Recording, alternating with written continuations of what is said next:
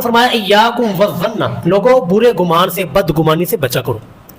کیونکہ فإن الظن اکذب الحدیث، کیونکہ یہ بدگمانی اور برا گمان کرنا یہ سب سے جھوٹی بات ہے، سب سے وہ بڑا جھوٹ ہے جو انسان خود ہی اپنے گلے میں ڈالتا ہے۔ اور یار اگر ہمارے ساتھ کوئی جھوٹ بولتا ہے ہمیں کتنا برا لگتا ہے کہ یار بندہ میرے میں جھوٹ بول جاتا، یہ بوتھی تو پتہ چلتا پیا تھی جھوٹ بولتا،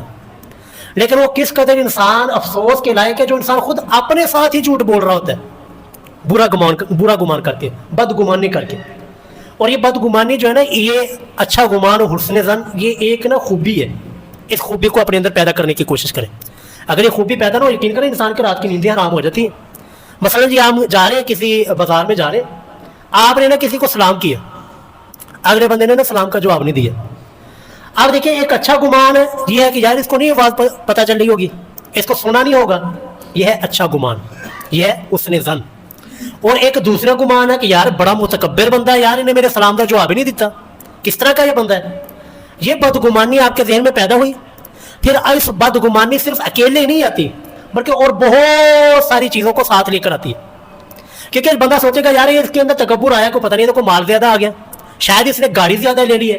شاید اس کے پاس پیسہ مجھ سے زیادہ آ گیا ہے، شاید یہ کیوں اکڑ پتہ نہیں کس وجہ سے اکڑ دکھا رہا ہے۔ یعنی ایک بدگمانی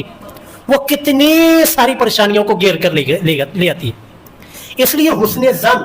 اچھا گمان رکھنا اپنے مومن مسلمان بھائی سے، یہ بہت ہی بڑی خوبی اور کمال کی بات ہے، اس کو اپنے اندر پیدا کریں کہ ہمیشہ جو نا پازیٹیو سوچ، اچھا گمان، اچھی سوچ، مثبت سوچ اپنے اندر پیدا کریں۔ کہ مثلا جی ایک گلی ہے نا، وہ گلی کا راستہ سینمے کی طرف بھی جا رہا ہے اور وہی راستہ مسجد کی طرف بھی جا رہا ہے، تو اب جاتے ہوئے بندے کو اب یہ نہ سوچے کہ یار یہ سینمے کی طرف جا رہا ہے، نہیں، بلکہ آپ حسن ظن رکھیں، اچھا گمان رکھیں کہ یار اگر جو یہ گلی نا سینمے والوں بھی جاندی لیکن یہ بندہ مسجد میں جا رہا ہے ہونا، یہ ہے حسن ظن، اچھا گمان۔